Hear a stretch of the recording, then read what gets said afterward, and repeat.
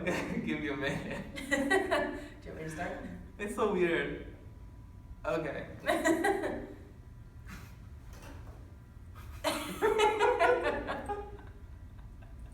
cannot do this. You can. I cannot do this. Here we go. Oh. Deep breath. Today's date. Hello everyone. Today's date is December 10th. and welcome to Harold and Emily show. It's actually the Emily and Harold show. Okay. Right now you see I'm sitting here representing men. Oops. That's woman. Okay. You We're represent women, I represent the men. Here we go. Okay, we will now present our lesson plan to you guys. Okay, so we did a lesson about the water cycle, a review of the water cycle while incorporating theme and poetry. So our learning objectives were to teach them about theme, and then for them to compose an original piece with scientific theme in mind. So to write a piece of literature, specifically we were talking about poetry, songs, raps, things like that, and using scientific theme as the focus. And then the last learning objective was for them to recognize the patterns of the water cycle through a piece of reading that we did in the class. So, a short version of the procedure that we did for this lesson started with, we gave them a poem called Randy the Raindrop, The Adventures of Randy the Raindrop. And it talked about it was a poem about a raindrop that took them through the process of the water cycle, and but without actually specifically saying it. So we had them read the poem together as a class, and we wanted them to sort of take notes. We gave them a little guided worksheet to have them take notes and try and fill in the clues to understand that it was about the water cycle. So they read through the poem once as a group, once on their own, and they filled out this worksheet. The beginning it said, list the different experiences that Randy is going through to kind of get them thinking about like how it could be familiar, something they already know about. The second question says, does Randy's journey remind you of anything that you've learned about before? How is it similar? To, again, kind of get them prompted toward that. And then the third question, we would actually have a post-it note on. So the question itself says, write the scientific theme of this poem down in your post-it note, and then we would have them put them up on the board, and we would sort of organize them the way Dr. Lombardi used to do, to put them into recognizing what the theme was. And then later we would discuss that. So that's episode 1.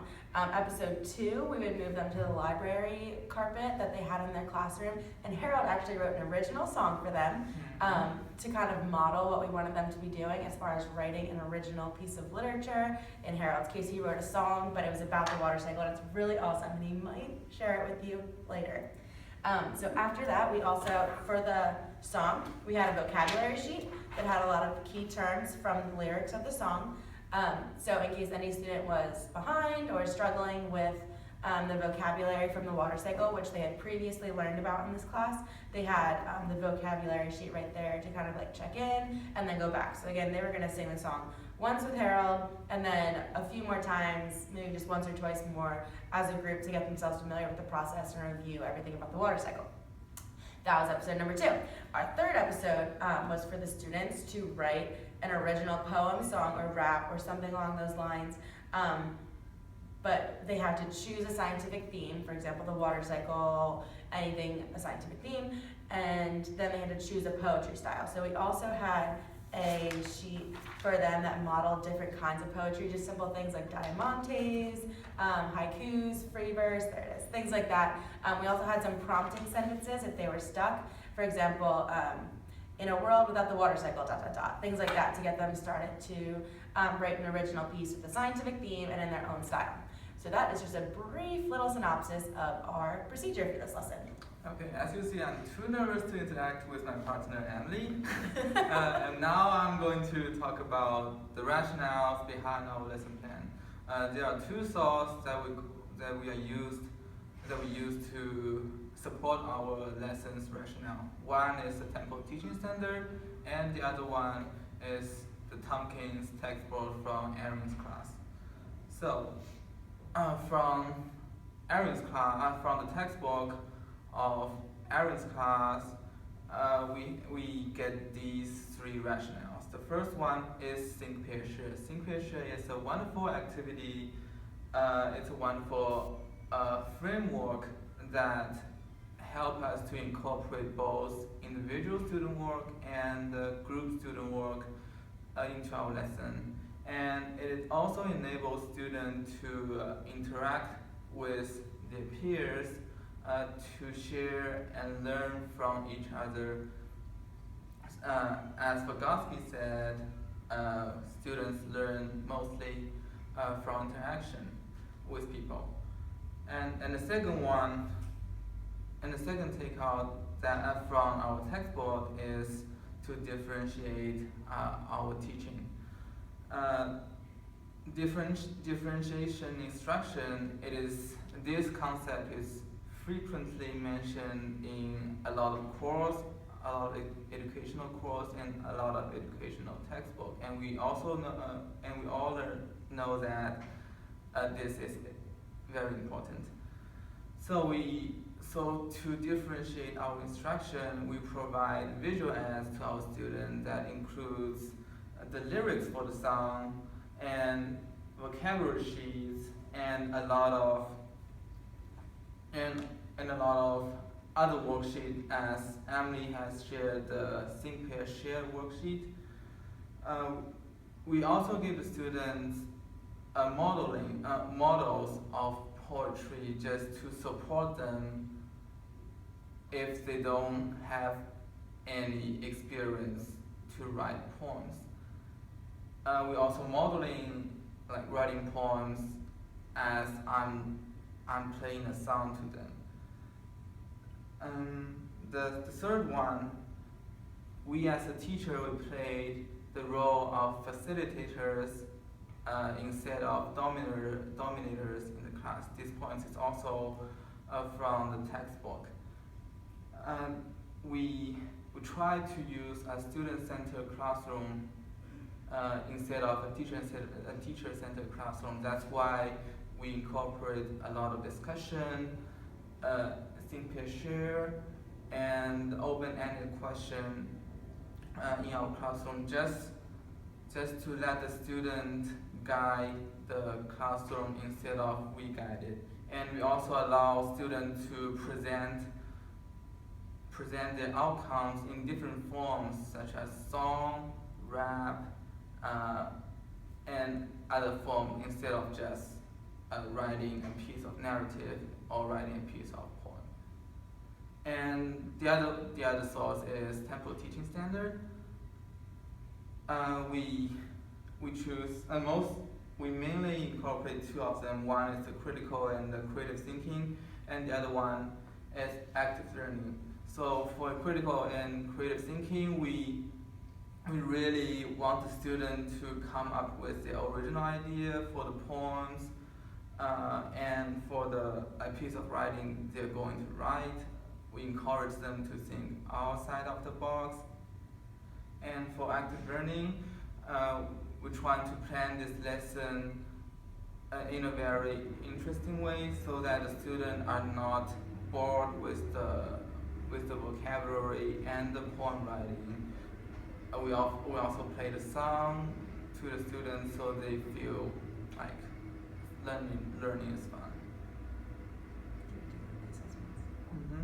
And the assessment.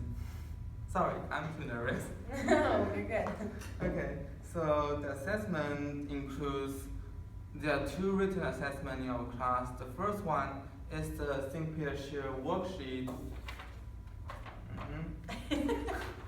about the adventure of Randy the Raindrops.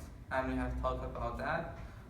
This assessment allows us to see like how students think, the students' thinking process. You guys should study. We're doing a presentation. Sorry. That's okay. Do you need to come in? No, I just wanted to peek my. Sorry.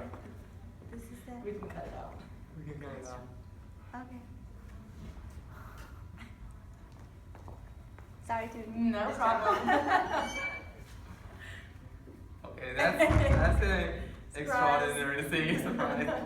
Okay, so the worksheet is in. Okay. Okay. The worksheet is in for us to understand student thinking process, like what is their ideas and thoughts after they read the poems, and how they are getting to figure out the scientific theme of this poem. The second assessment that we use is the poem, song, and rap. No, sorry.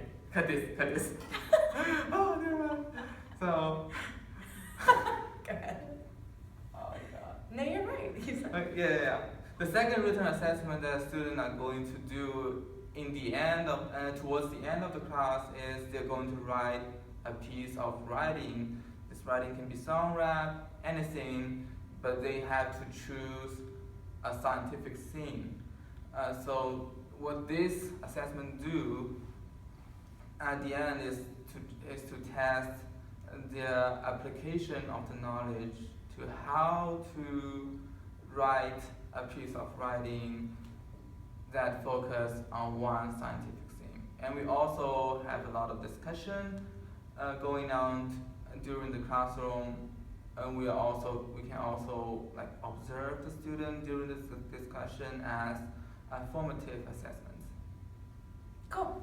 So, as a reflection and to describe student products about this lesson is difficult because we actually didn't get to teach this lesson. This is one that we worked on, and then we had a little bit of a mix-up, and then we had to change it all. So we wanted to talk about this lesson because we really liked it, but we never actually taught it.